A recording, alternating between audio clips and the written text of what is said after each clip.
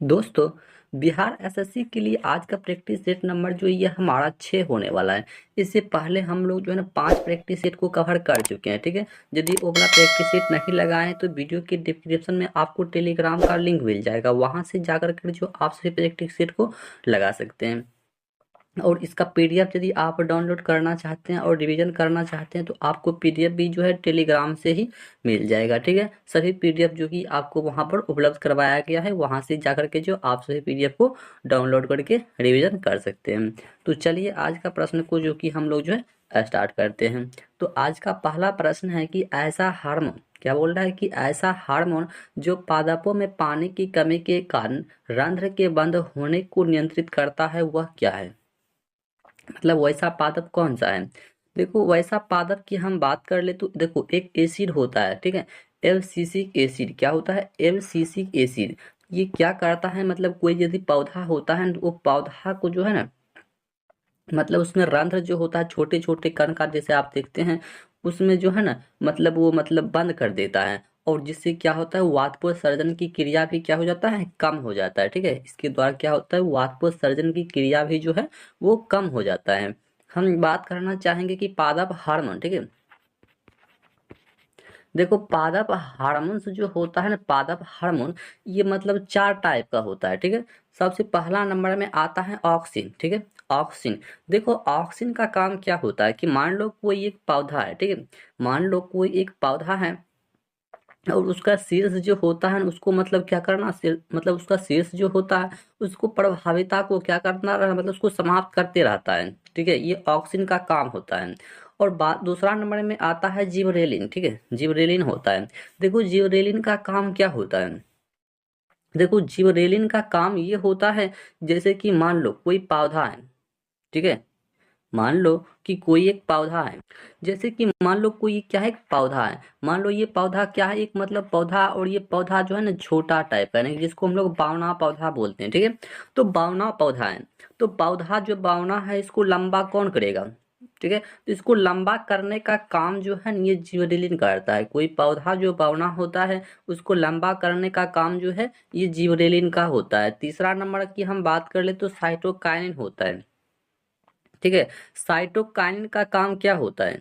देखो कोशिका विभाजन को उत्प्रेरित करना। क्या होता है, जैसे मान लो कोई कोशिका है और उसका विभाजन मतलब नहीं हो रहा है तो उसको उत्प्रेरण कौन करता है, तो ये जो है ना साइटोकाइनिन करता है। ठीक है, कौन करता है, ये साइटोकाइनिन करता है। और चौथा नंबर में जो आता है, चौथा नंबर की हम बात करना चाहेंगे तो चौथा नंबर जैसे कि होता है मतलब वृद्धि रोधक। क्या होता है, एक होता है वृद्धि।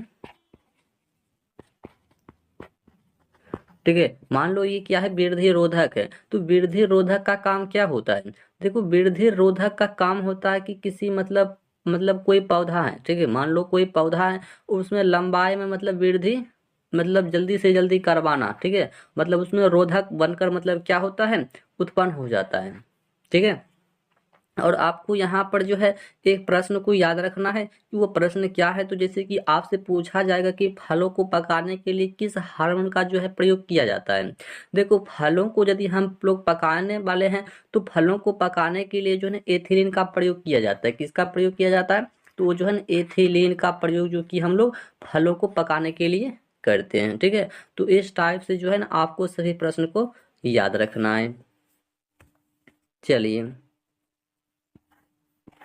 आपको इसका पीडीएफ जो है इसका पीडीएफ जो है ना आपको टेलीग्राम से मिल जाएगा। ठीक है, टेलीग्राम से। चलिए अगला प्रश्न बताइए। देखो कौन से एंजाइम को जो है आणविक कैंची कहा जाता है। यानी कि ऐसा कौन सा एंजाइम है जिसको हम लोग जो है ना आणविक कैंची कहते हैं। देखो एंडो लिक्विड जो होता है ना, ये एंडो न्यूक्लियस इसी को कहा जाता है। कहने का मतलब ये है कि ये क्या करता है। देखो जैसे कि ये इसका काम, जैसे कि मान लो मतलब कोई एक डीएनए है। ठीक है, ठीक है, ये मान लो डीएनए है और छोटे छोटे टुकड़े में ये कौन कर मतलब क्या करता है, विभाजित कर देता है। ये डीएनए को क्या करता है कि छोटे छोटे टुकड़ों में जो है विभाजित करके उसको जो है कार्य करने के लिए देता है। ठीक है, निश्चित स्थान पर। और मान लो कि जैसे कि यह एक एंजाइम और बैक्टीरिया एस्टीरिया में भी पाया जाता है। ठीक है, ये जो है ना बैक्टीरिया में भी जो है पाया जाता है। ठीक है, चलिए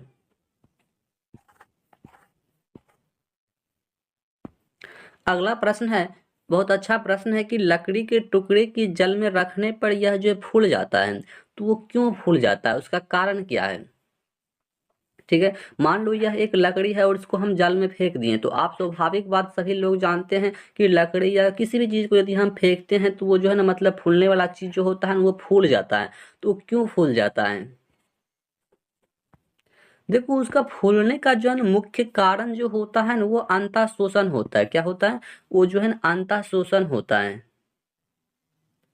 ठीक है, देखो अंतः शोषण का मतलब होता है कि जल बाहर से अंदर प्रभावित तो होकर उसमें क्या होता है, संचित होता है।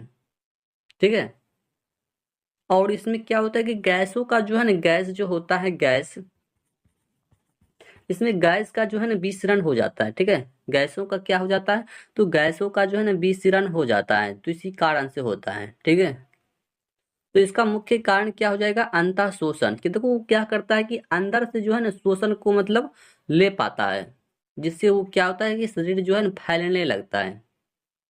ठीक है, चलिए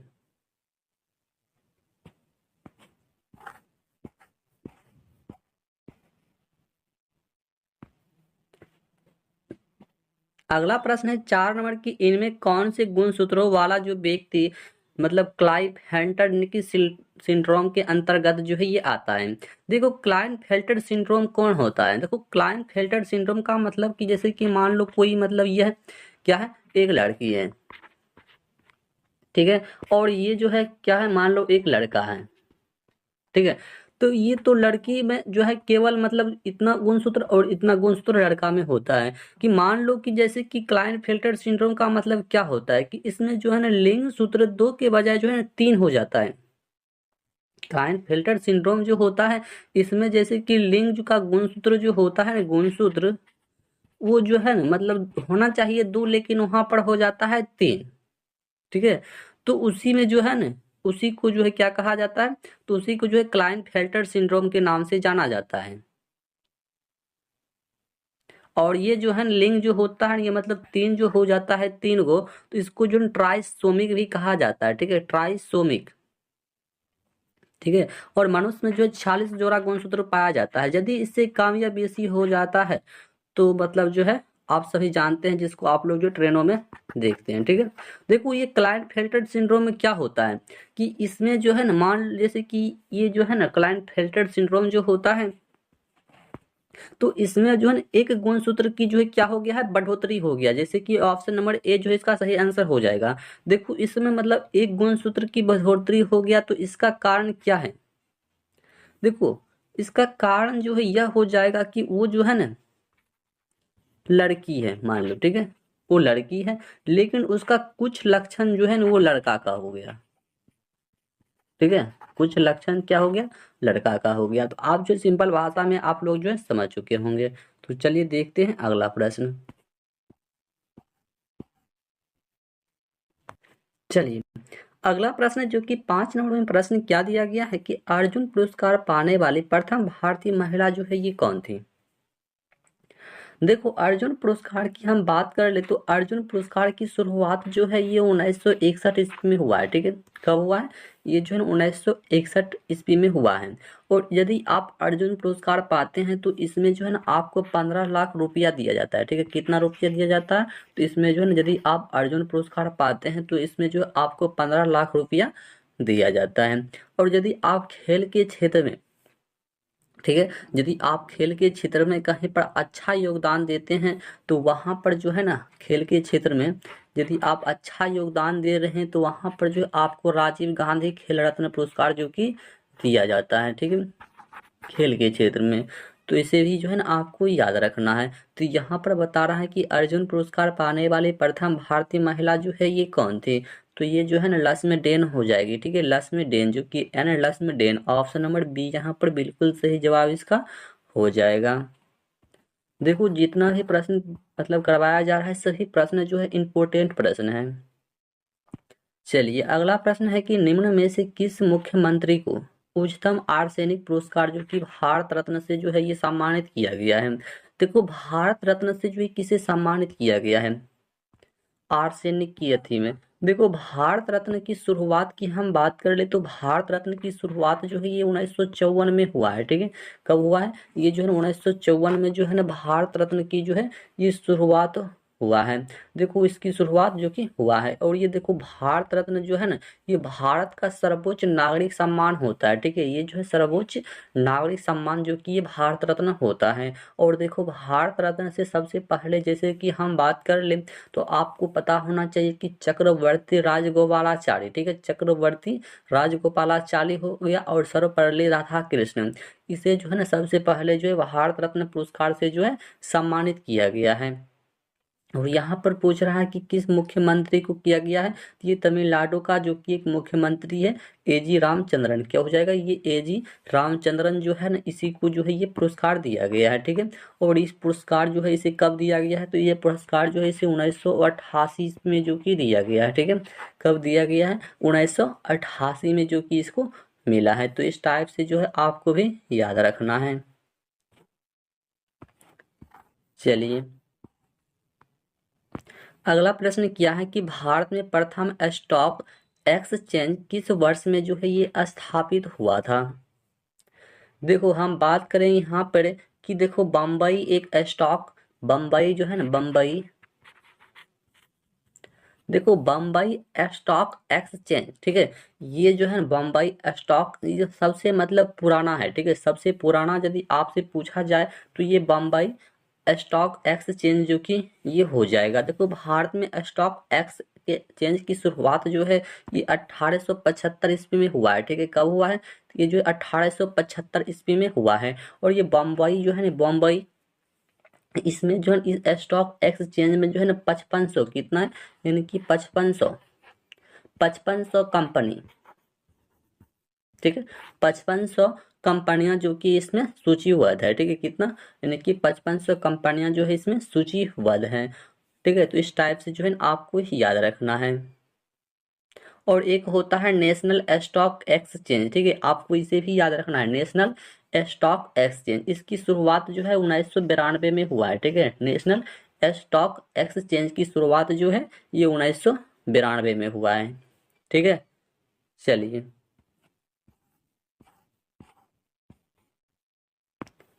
अगला प्रश्न है कि भारतीय अमेरिकी लेखक जो कि श्याम शरण द्वारा लिखी गई पुस्तक की पहचान आपको जो है यहाँ पर करना है। देखो how India sees the world जो कि ये श्याम शरण द्वारा लिखी गई एक पुस्तक है, ठीक है। ऑप्शन नंबर ए यहाँ पर बिल्कुल सही जवाब हो जाएगा, ठीक है, ऑप्शन नंबर ए। देखो लेडीज कॉफ मैक्स ट्रबल का लेखक जो है ये एमी अस्टे वाट हो जाएगा, ठीक है, इसका लेखक, ठीक है। लेडी कौन हो जाएगा? लेडी एमी अस्टे मतलब एमी अस्टे वाट क्या है। चलिए चलिए अगला प्रश्न की हम बात करें तो अगला प्रश्न क्या है, 9 नंबर में प्रश्न दिया गया है कि मैजिक सिटी के नाम से जाना जाता है, यानी कि मैजिक सिटी के नाम से जो है किसे जाना जाता है। देखो ये जो है न, जैसे कि हम बात करना चाहे मैजिक सिटी, देखो इसकी मतलब किस मतलब नाम से जाना जाता है, तो इसको जो है ना मॉन्टे कार्लो के नाम से जो है ना इसे जाना जाता है। ऑप्शन नंबर सी यहाँ पर जो है ना बिल्कुल सही जवाब इसका हो जाएगा, ठीक है। और ये जो है ना यूरोप महाद्वीप में स्थित है, ठीक है, यूरोप महाद्वीप में, ठीक है, यूरोप महाद्वीप में जो है ये स्थित है।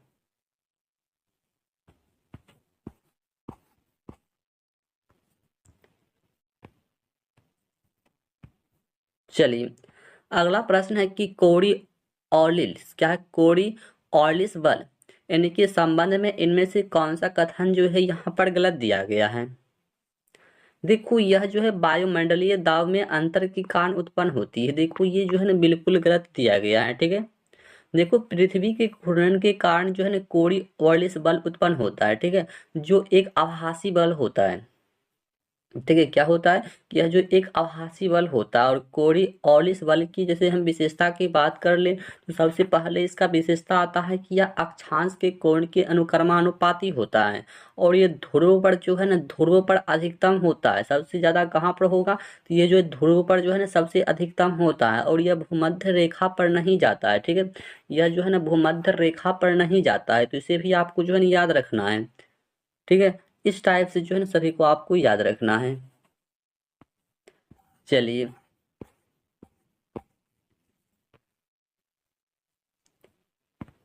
चलिए नेक्स्ट प्रश्न है 11 नंबर की, निम्नलिखित में से कौन सा एक संयुक्त राष्ट्र का सहस्राब्दी विकास लक्ष्य नहीं है। विकास लक्ष्य जो है ये नहीं है।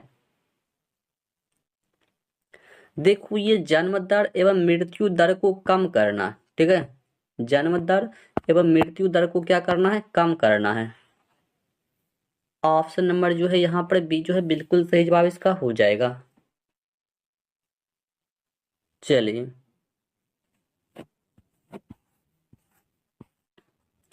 अगला प्रश्न है कि कौन सा सही सुमेलित नहीं, यानी कि ऐसा कौन है जो कि वो बिल्कुल गलत दिया गया है। देखो, ये क्या कर रहा है, खार्ची मतलब क्या है, खार्ची पूजा होता है। ठीक है, ये खार्ची पूजा जो है ना, ये खार्ची पूजा मतलब ये त्रिपुरा में है। ठीक है, कहाँ पर, ये त्रिपुरा में है, लेकिन यहाँ पर दिया गया है असम।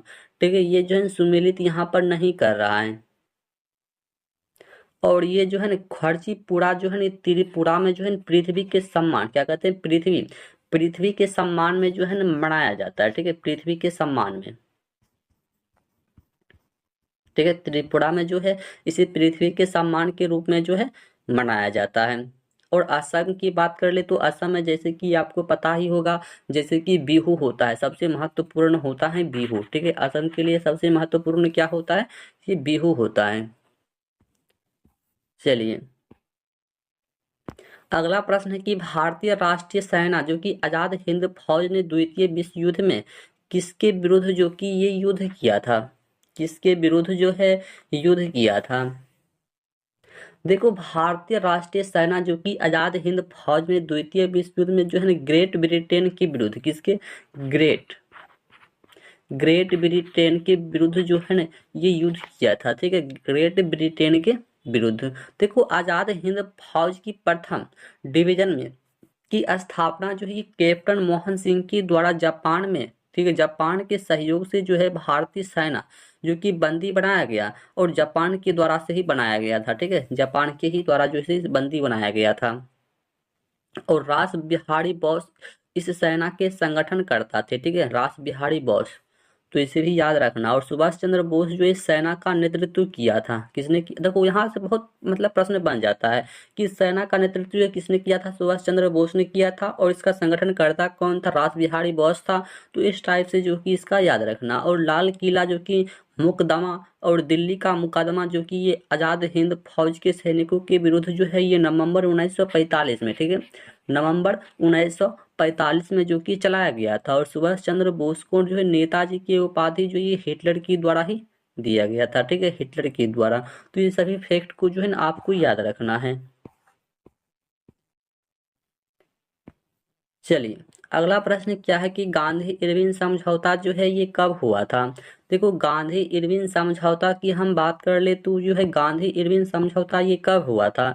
देखो, ये 5 मार्च, ठीक है, गांधी इरविन समझौता जो है 5 मार्च 1931 को हुआ है। ठीक है, कब हुआ है, ये जो है 5 मार्च 1931 को जो है गांधी इरविन समझौता हुआ है। और गांधी ने 11 कितना, 11 जो है सूत्रीय मांग जो कि ब्रिटिश सरकार के सामने रखी थी, जिसमें नहीं मानने पर 6 अप्रैल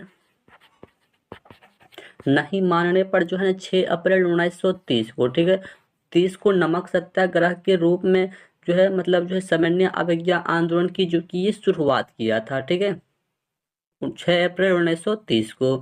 और फिर गांधी इरविन समझौता द्वारा जो है आंदोलन की स्थगित जो कि कर दिया गया था। और गांधी इरविन समझौता को जो है दिल्ली के समझौता के नाम से भी जाना जाता है, तो आपको इसे भी याद रखना है। ठीक है, गांधी इरविन समझौता को जो है दिल्ली के समझौता के नाम से भी जाना जाता है।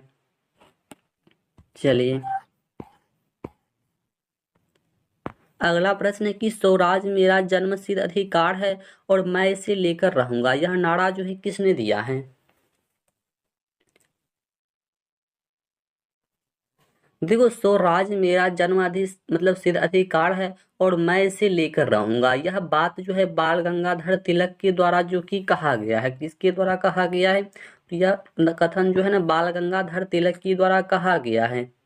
और ये तिलक की हम बात कर ले तो तिलक जो है ना लोकमान्य की उपाधि भी दिया था। ठीक है, लोकमान्य की उपाधि जो है किसने दिया है? तो ये तिलक ने ही दिया। और तिलक ने जो है होम रूल आंदोलन जो कि भारत में सर्वप्रथम शुरू किया था। ठीक है, होम रूल आंदोलन जो किसने शुरू किया था? Home rule. ठीक है, होम रूल आंदोलन जो है शुरुआत किया था 1916 इसमें किया था। ठीक है, कब किया था? 1916 में किया था। और सुभाष चंद्र बोस की बात कर ले तो सुभाष चंद्र बोस का जन्म जो है ये कटक में हुआ था। ठीक है, कहाँ पर हुआ था? ये जो है कटक में हुआ था। और नेताजी की मृत्यु कहा जाता है ये 18 अगस्त 1945 को, जो कि एक विमान दुर्घटना में हो गई थी। चलिए, और होम रूल आंदोलन के प्रथम सचिव जो है जॉर्ज अरुंडले था। ठीक है, जॉर्ज अरुंडले।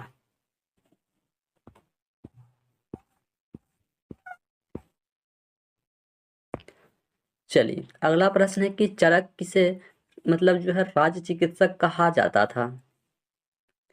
देखो, चरक की हम बात कर ले तो चरक जो है ये कनिष्क के दरबार में, ठीक है, कनिष्क के दरबार में ऑप्शन नंबर डी हो जाएगा कि मतलब कनिष्क के दरबार में चरक राज जो है चिकित्सक थे। ठीक है, चिकित्सक। और कनिष्क के दरबार में अश्वघोष भी रहते थे। ठीक है, अश्वघोष, इसे भी आपको याद रखना है, अश्वघोष।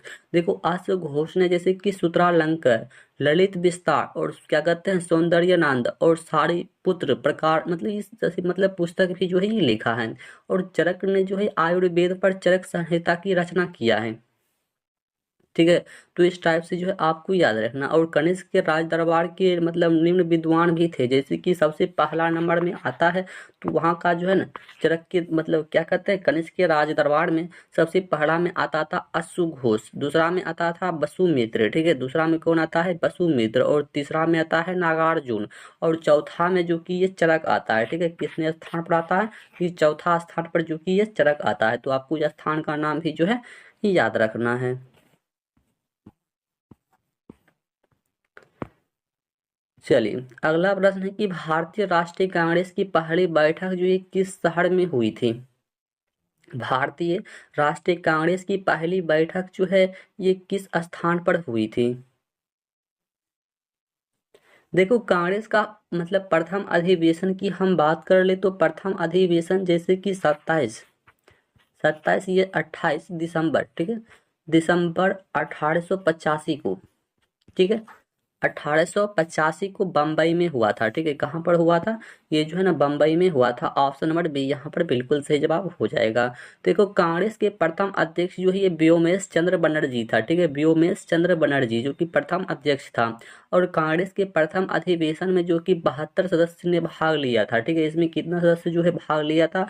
इसमें जो है ना 72 को सदस्य जो है इसमें भाग भी लिया था। ठीक है, 72 सदस्य जो है इसमें भाग लिया था।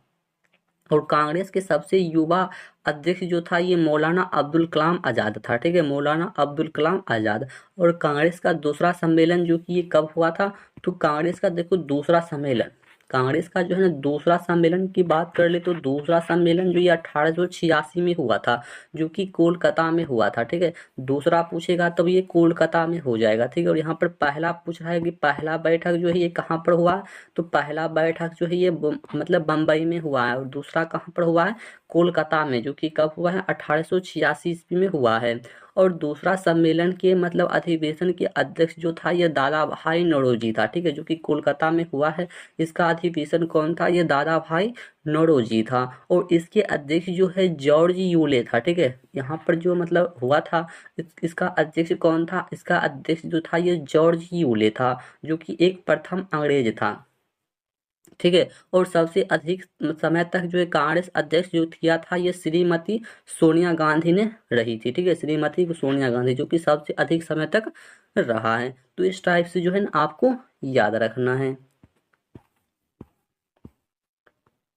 चलिए, अगला प्रश्न है 18 नंबर के, फ्रांस की क्रांति के समय यानी कि 1789 वहां का राजा जो है ये कौन था?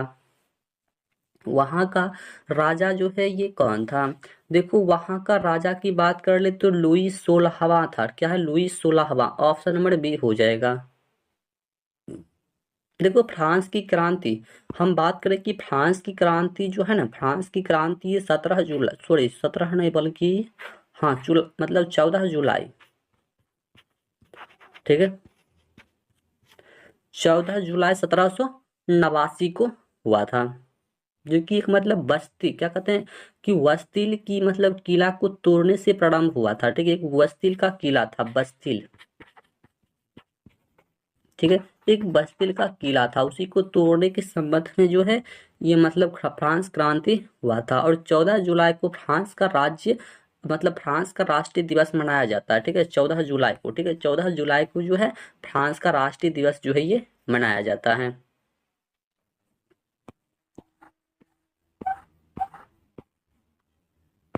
चलिए, अगला प्रश्न है कि हिमालय का सर्वोच्च श्रेणी जो है ये कौन है? देखो हिमालय का सबसे सर्वोच्च श्रेणी जो होता है ये हिमाद्री होता है। ठीक है, क्या होता है? ये हिमाद्री होता है। देखो इसकी औसत ऊंचाई जो होता है ना, इसकी औसत ऊंचाई 6000 मीटर होता है। कितना होता है?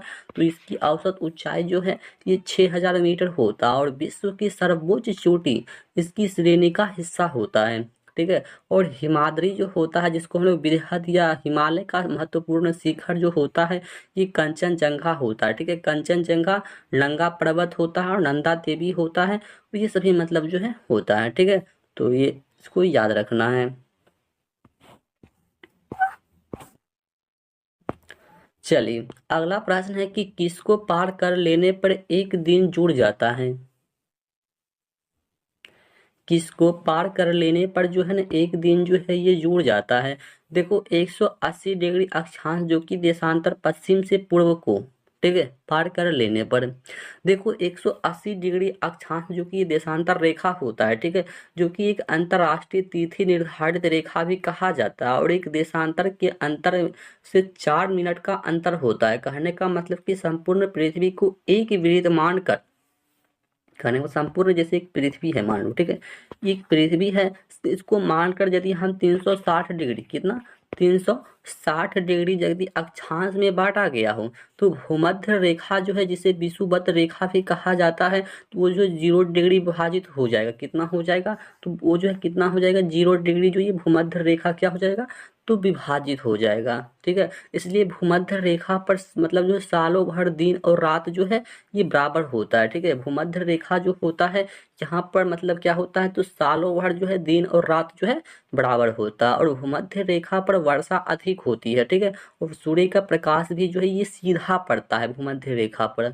तो इस टाइप से जो है ना आपको याद रखना है।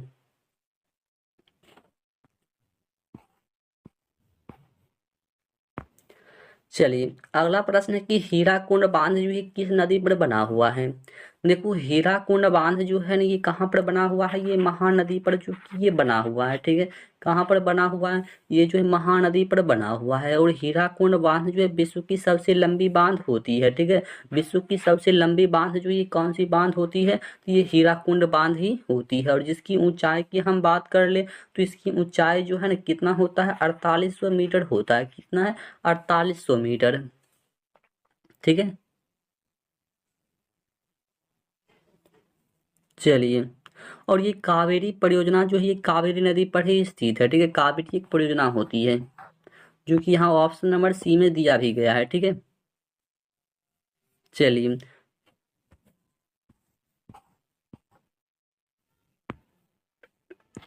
अगला प्रश्न क्या है, 22 नंबर में प्रश्न दिया गया है कि चारागाह को पम मतलब क्या करा है कि पमयास कहा जाता है। क्या कहा जाता है? पमयास। देखो ये दक्षिण अमेरिका में जो है ना कहा जाता है। ठीक है, दक्षिण अमेरिका में। देखो ये पाम्पास क्या होता है, देखो पाम्पास का मतलब ये अर्जेंटीना में घास भूमि को कहा जाता है। ठीक है, घास भूमि को जो है ना कहा जाता है पाम्पास। तो उष्णकटिबंधीय मतलब जैसे घास मैदान को जो है अफ्रीका में जो है ना सवाना कहा जाता है। ठीक है, अफ्रीका में कहा क्या कहा जाता है इसको, तो इसको जो है ना अफ्रीका में जो है ना सवाना के नाम से जाना जाता है अफ्रीका में। ठीक है। और कंपोज जो है ये ब्राजील में, ठीक है, कंपोज को जो है ना ब्राजील में क्या कहा जाता है, तो कंपोज को ब्राजील में जो है उष्णकटिबंधीय घास मैदान को कहा जाता है कंपोज, ठीक है, ये ब्राजील में। चलिए, तो आज का प्रश्न जो है ये हमारा यहीं पर जो है क्या होता है, समाप्त होता है। तो आज के प्रश्न जो है मैं, आप कितने प्रश्न को जो है सही किए हैं और कितने गलत किए हैं, जल्दी से जल्दी आप अपना आंसर जो है कमेंट बॉक्स में बता दीजिए। तो चलिए मिलते हैं नेक्स्ट वीडियो में, तब तक के लिए जय हिंद।